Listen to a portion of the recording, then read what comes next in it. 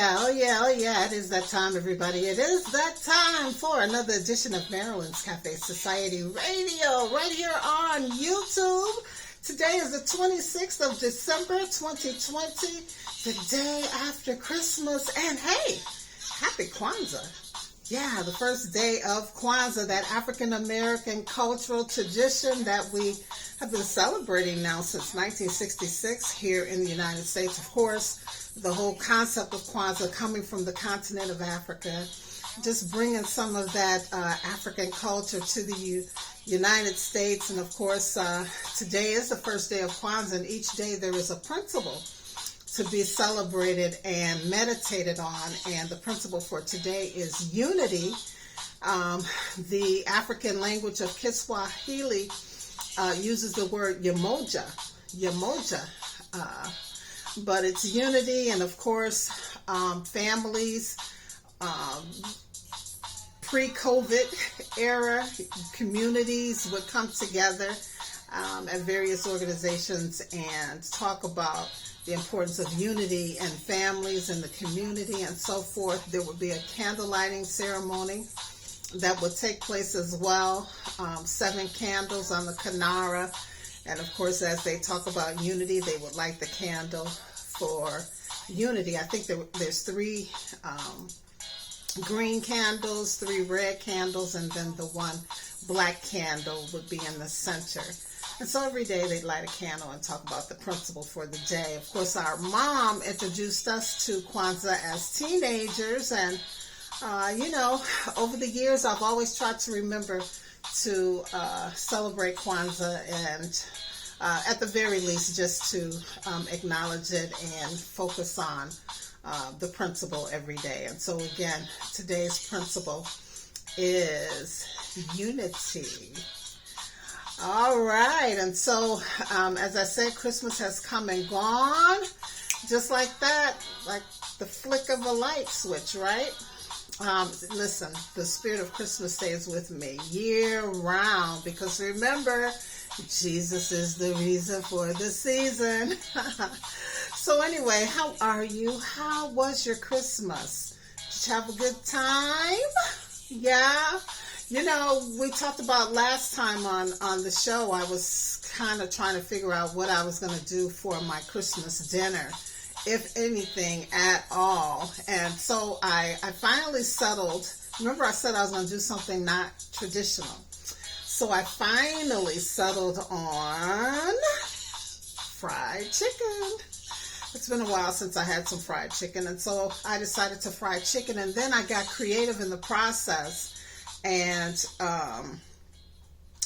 took part of what I fried and put some barbecue sauce on it and put it in the oven for about 5 minutes to let it kind of bake in there. So it was good. I prepared it Christmas Eve, the day before Christmas. I had potato salad with it, and my mom always said, put something green in your dinner. Eat something green every day. And so I threw in some green beans with it, and of course some dinner rolls. And so hey, I was pretty satisfied. Now for my sweet treat, I almost got the ingredients to bake my mom's sweet potato pies again for the holiday, but like I did on Thanksgiving, I decided against it because I don't know how to just buy enough ingredients to make one sweet potato pie.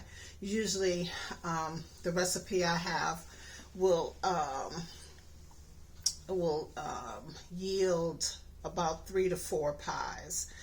I don't need 3 to 4 sweet potato pies sitting around my house, everybody, especially when I'm hitting the treadmill every day and, kind of watching that sugary intake and all of that. And so I opted against the sweet potato pie, but I did try the walnut kalaki cookies again. I made those, I was able to cut that recipe in half.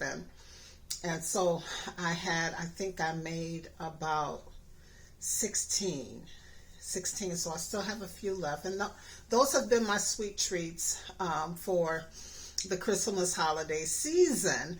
What did you do? What did you cook? What did you have?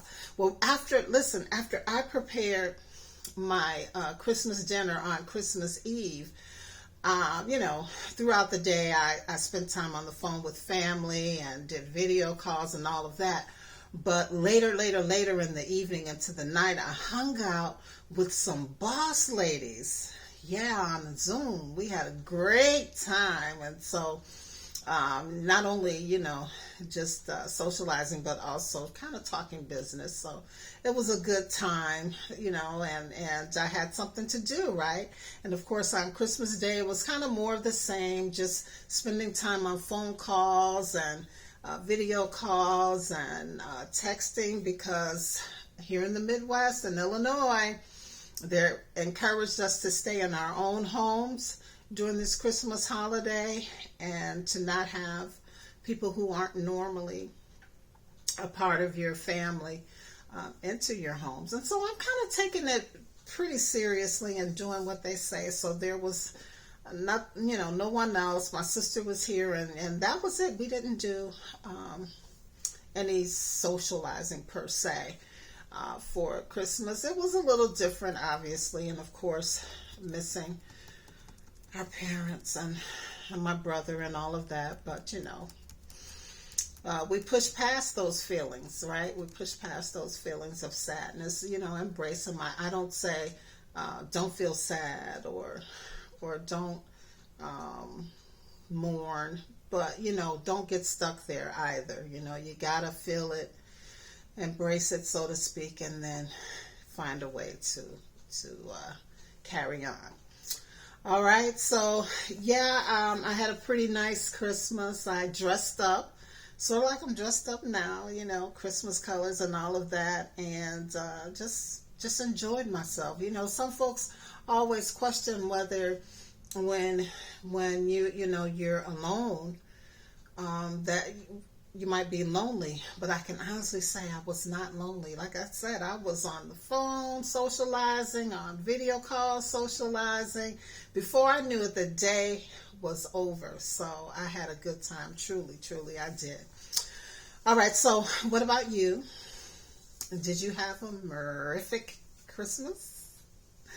I want to know. That's going to be our cafe talk. I put it out there on one of my social medias, and so before we leave on this short show, the holiday edition of Marilyn's Cafe Society, we'll go check out how some folks responded to the question, did you have a horrific Christmas? In the between time, let's get into some cafe talk. Of course, that coronavirus update coming from the Johns Hopkins University is now reporting almost 80 million confirmed COVID-19 cases worldwide. And praise God, the death rate overall worldwide is decreasing, which is a good thing. There's roughly 1.75 million deaths, and more than 55 million have recovered so far worldwide. Now, here in the United States, of course, we're still leading with the most COVID-19 cases. About 18.7 million cases have been reported as of this morning. Just over 330,000 people have died here in the United States as a result of COVID-19, and about 11 million have recovered. So that is good news. And then everyone else is, still in process of being treated and or had it and have moved on with their life. All right.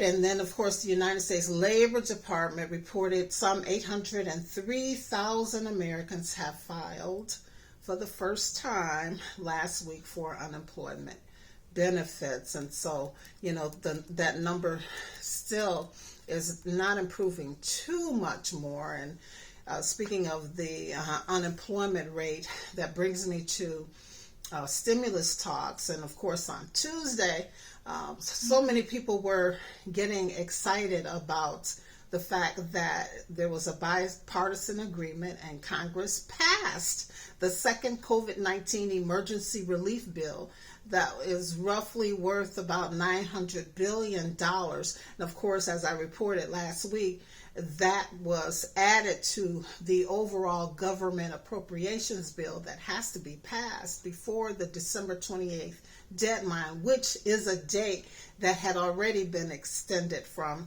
last week.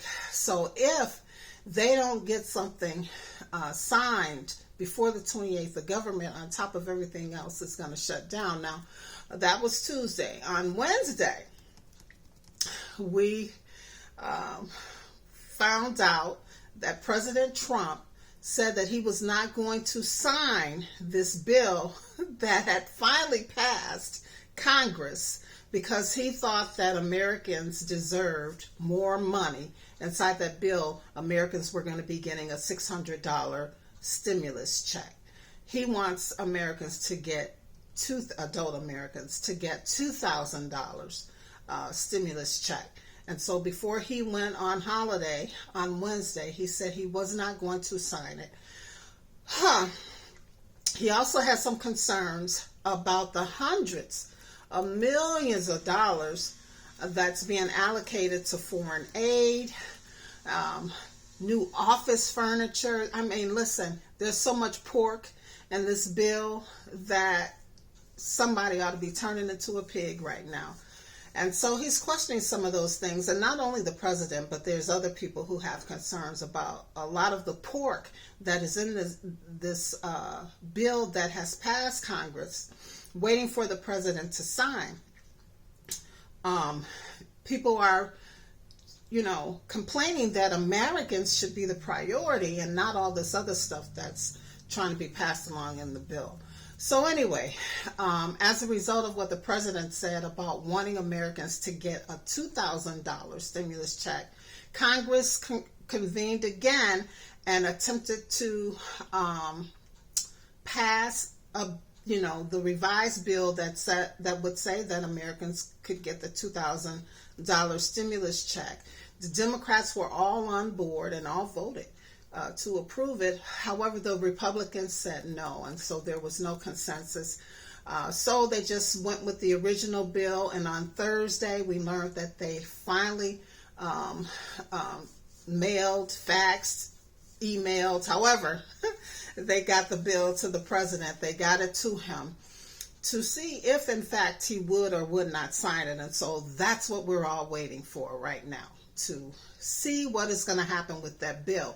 Now, from what I've read and researched and talked to others about, if he does not sign the bill, I think 10 days have to pass before Congress can do something. If he vetoes the bill, Congress can immediately override his veto and push the bill through. And so, we're just kind of waiting to see what's going to happen with that. Again, many are questioning what took President Trump so long to get involved in the process or to make his wishes or demands known so that they could have, presented the right bill in the first place. And, others are questioning what took Congress so long to even get this bill together. And from what I'm hearing, the bill is 6,000 pages long. And, perhaps that had something to do with it. Everyone needs time to read through it to see if there are some things in it that they don't agree with. But what took so long? Why wasn't this dealt with last month? I tell you. Meanwhile, you got 11 million people who will become homeless a week from today or a week from yesterday, which would be December 31st. And you got 14 million as of today, Saturday, December 26th, whose security blanket, safety net in the form of unemployment, that extension is expired. And so you have 14 million people as of today who no longer have an income. So again, we're going to issue that call to action. I'm asking everyone to, again, reach out to your elected officials, your senators, your congressmen, and congresswomen, and again, urge them to put Americans first. Forget all this other stuff that you're trying to include in this bill. that, will pass, will secure the budget for the next 10 months or so here in the United States, but will also give some relief to Americans who have been so impacted negatively, adversely impacted by this COVID-19. Instead of dedicating hundreds of millions of dollars to nonsense, put that money in the pockets of the American people. Prevent these people from becoming homeless. Urge them, everyone. Urge them to stop playing politics and to do what needs to be done. What needed to be done a month ago. Get it done. So that general phone number is 202-224-4944. 202-224-4944. Call them. Email them. Go to senate.gov and get that list. Go scroll through that list to reach out to your elected official on the Senate, and house.gov to reach out to your elected official in the House. All right? Let's stop playing politics. Urge them to stop playing politics. And people, you need to remember this during the midterm elections as well. Remember this. Don't forget how they went on vacation. They were off with their families and left so many millions and millions of people in limbo, wondering if they're going to be evicted, wondering if they're going to have an income. Remember this. All due to this coronavirus, this COVID-19 that no one had anything to do with, at least not, the American citizens now. That's a whole nother theory. But, go ahead and make sure you make that phone call. Again, that number is 202-224-4944, or go to senate.gov or house.gov and encourage them to do something. I guess they're set to reconvene on Monday and are going to make some things happen, but stay on it. Stay on it, everybody. All right. All right, let's go ahead and get to some business news. Did you hear this? More than 40 businesses, including restaurants, tourist shops, and an AT&T central office and communications network building, was severely damaged after a bomb exploded downtown Nashville, Tennessee, early Christmas morning. I guess around 6:30 in the morning, they're reporting. Now, police also said that while responding to a report of shots fired, they noticed a parked recreational vehicle that had a recording warning message blaring from the speakers, saying that there was a bomb and that it was going to explode within 15 minutes. And so they immediately began evacuating the area, clearing out the area. They reached out to the bomb squad, but before the bomb squad arrived, the RV exploded, and of course causing all the damage that I just talked about. Now, police are saying that this was an intentional attack on Nashville, and they have called on the FBI and the ATF to assist in the investigations. 3 people were reportedly injured and hospitalized, but are now in stable condition, and they did find some tissue that is believed to be human remains from the crime scene, and so that's being explored and investigated just to confirm if it is in fact human remains. Now, the damage to the AT&T building caused widespread service outages, and it's a mess. So we'll stand by and see what the investigation unfolds, right? All right, and of course we send our prayers and thoughts out to the Nashville community, and especially to those who were victims or hurt or injured some way. And then I guess there's a lot of people who are displaced also because they lived in that area, and so I believe the American Red Cross is helping with that, and of course all of those businesses that were severely damaged as well, on top of everything else that we are having to deal with. So our prayers and thoughts are with you. All right, and then in other business news, tech entrepreneur and former Democratic presidential nominee Andrew Yang has filed paperwork to explore a run for mayor in New York City. All right, and Nikola, the electric truck startup, has been having a difficult year like so many others, but they announced earlier this week, on top of all the other difficulties that they're dealing with, that they have canceled their garbage truck contract with Republic Services. The state of California has granted Neuro, which is a robotics company, approval to start commercial delivery service from its self-driving cars. Yeah. Interesting. Sort of like the drones, right? Remember, Amazon was experimenting with having the drones make deliveries. Well, this company has self-driving cars that is now entering the commercial delivery business. So we'll see how that goes. And finally, in business news, Peloton purchased fitness equipment maker Precor for $420 million. So we'll see. Good news for Peloton. Remember well, maybe we didn't, or did we talk about it here in the Cafe Society, but a couple of weeks ago it was announced that Beyonce has her hand in Peloton, and so I believe stock went up and everything as a result of that. So good news for Peloton. They have, speaking of Peloton, I saw a commercial where they have this, I can't think of what it's called, but it's a combination of a treadmill and I believe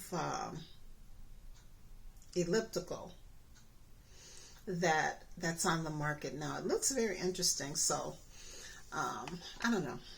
I may check it out, but for now, stick with the treadmill. All right, that concludes our business news.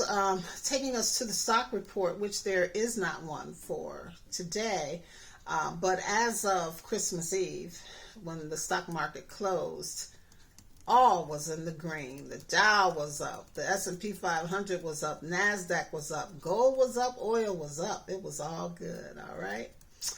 All right, entertainment news. Listen, I don't have a lot, but I did want to share this because I felt so many emotions watching this. I have a cousin, and that's what we do. We watch movies or read books or plays, and then have these deep conversations about them. And so, a couple of weeks ago, she told me to make sure that I check out Ma Rainey's Black Bottom. Ma Rainey's Black Bottom. You know, it's that new Netflix movie that is based on the August Wilson play about Ma Rainey, who is considered the mother of the blues. And of course, this particular Netflix film is the screenplay adaptation that was done by Ruben Santiago Hudson, directed by George C. Wolfe, and of course producers include Todd Black, Constanza Romero, Denzel Washington, and Danny Wolf. Some of the actors featured, of course, this was one of his last roles that he played prior to passing. In fact, I read that he was actually undergoing chemo treatments or radiation treatments for cancer while filming this movie. And of course, I'm referring to Chadwick Boseman. Oh my God, the character he played, Levy, was the character itself was a complicated character, and Chadwick Boseman just captured the essence of who this Levy person was. And Viola Davis was in the film, of course, playing Ma Rainey.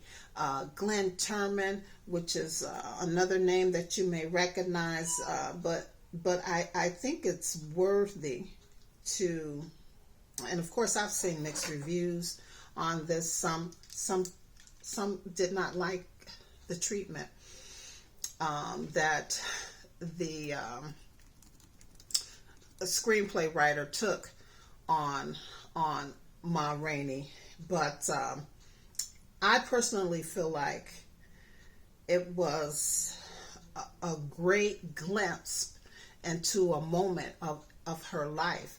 And so I'm just going to read not all of them, but some more of the cast, because everyone played their roles so well. Of course, I said Viola Davis, Chadwick Boseman, Coleman Domingo, who played Cutler, who was the unofficial leader of the band.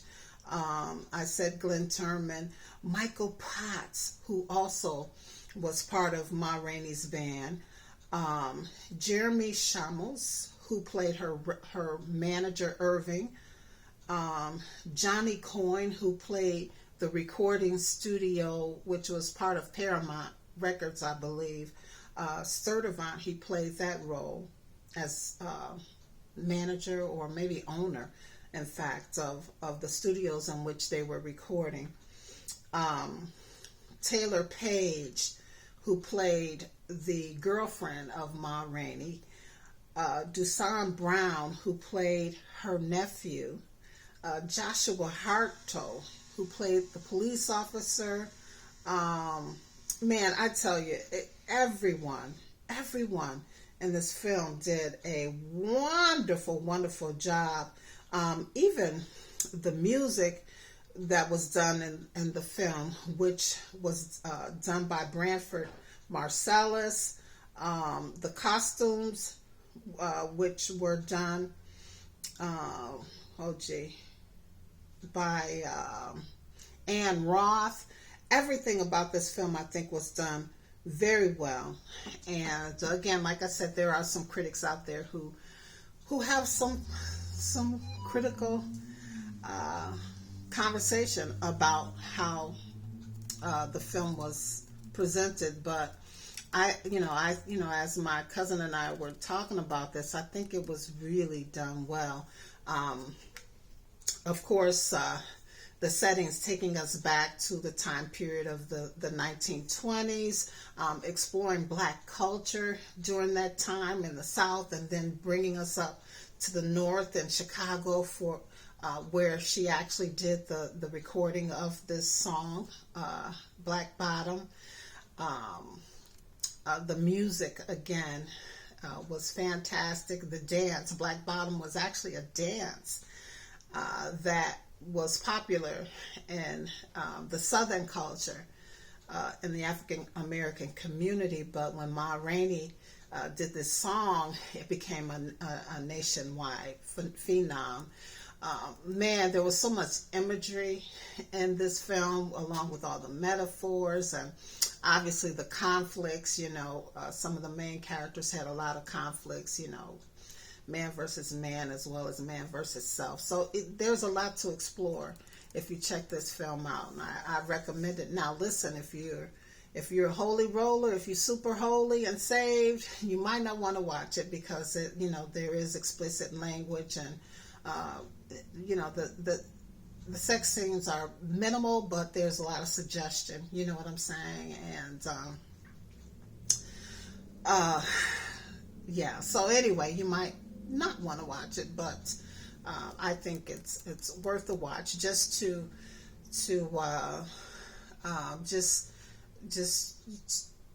really kind of transport yourself. If you're a creative thinker like I am, when I watch films, I try to really put myself in the film, and obviously the actors and the way this film was done, in my opinion, allowed you to do it easily. And so again, it was a day and a time in Ma Rainey's life. It was all about this recording session that she traveled to Chicago with her band to do.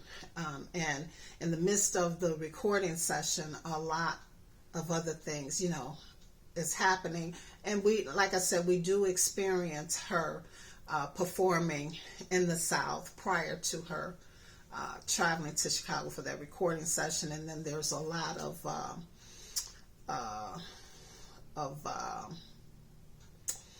imagery even in those scenes as well. So hopefully you'll enjoy it as much as I did. I think that, you know, it speaks to Black culture. It speaks to, you know, as we all know now, based on all other films and books and things that we've learned about the music industry over the years, how the Black talent was treasured, but the person with the talent was not, right? And so, and then we learn a lot about Ma Rainey, and you know, again, some of the critics are saying that it was a little bit too brass, but she appeared to be a strong woman who, you know, demanded respect. And so you'll see that in the film. All right, so I just wanted to share that and encourage you to check it out if you have not. There's a lot more to be said about it, but I said I was going to keep the show short today, so we'll get right back to our cafe talk, which was pretty simple. Again, today it's just, how was your Christmas? So let's see what kind of responses we got. I shared with you at the top of the show how my Christmas day went. So let's just see what kind of responses we got here.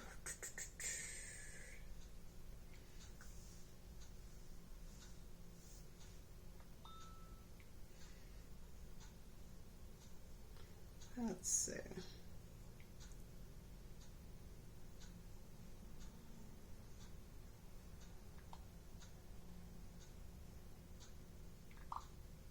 Uh-oh.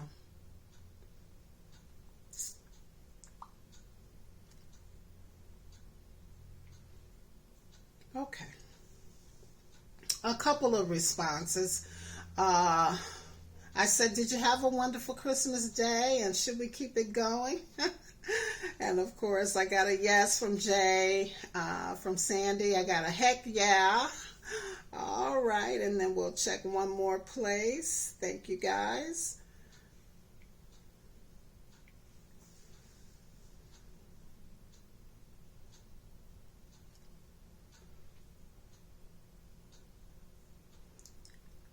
Right. Anita says, yes, it was good.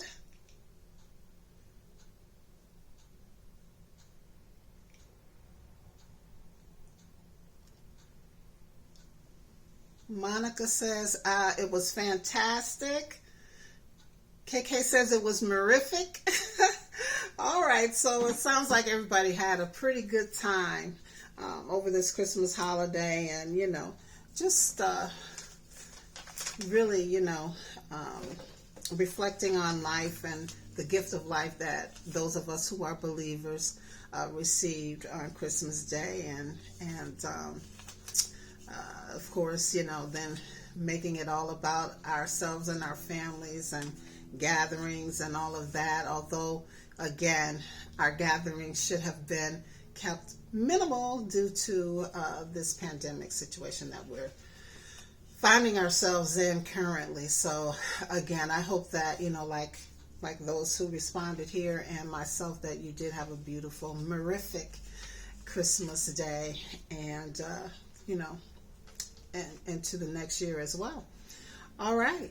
So before I go, everyone, I just want to encourage you. I know there's a lot going on. There's a lot of people who are suffering, who need help, and you know, we just have a lot that we're dealing with right now, but I do want to ask for your support in the efforts of the Black Heroes Matter organization as they work to properly honor Chicago's founding father, Jean DuSable, right? Jean Baptiste Point DuSable. And so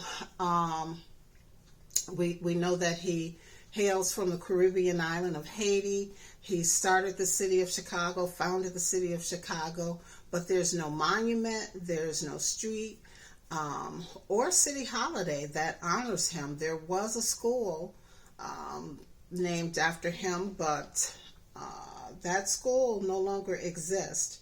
And so what they're trying to do is make those things happen. Actually, what they're going to do is make those things happen.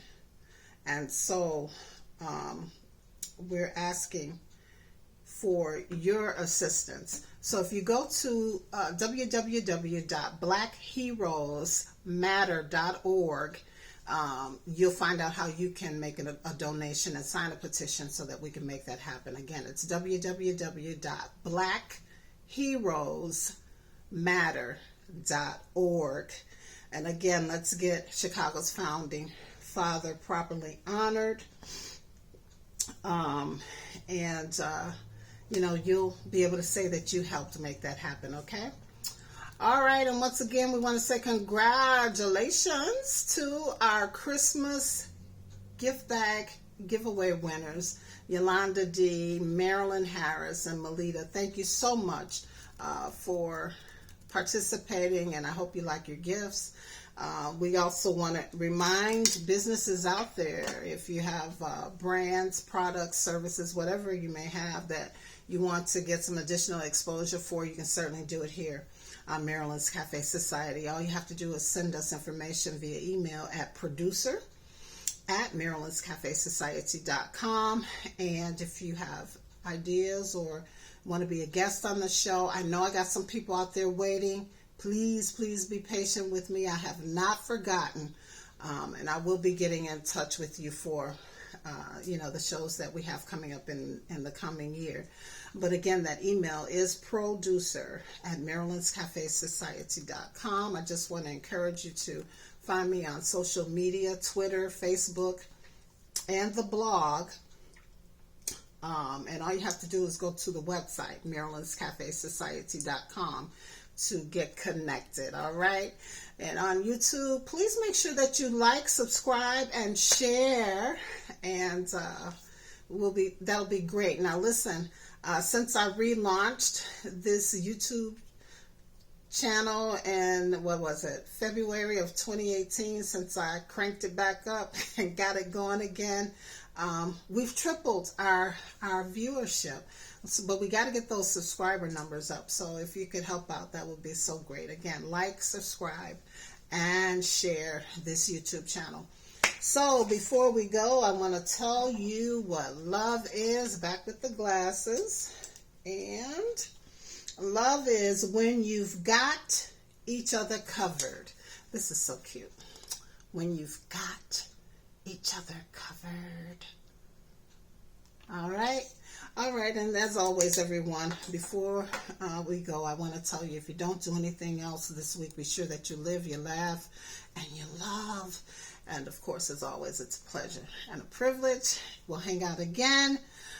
Not next Saturday. I'm going to get a show together that's going to be a sort of next Saturday's show and next week's blog combined, okay? And I have an exciting guest who's going to be on the show, so you don't want to miss it. You want to check throughout the week. In fact, I'll put it out, and like I always do, on the social media and so forth when it's up and ready. But an exciting guest that I'm just going to love talking to on the next show, which will not be Saturday. We'll have it out before Saturday, and it'll be a combination of the blog and next Saturday's show altogether. The New Year's Eve edition of Marilyn's Cafe Society. All right, everybody. Have a good week. Peace.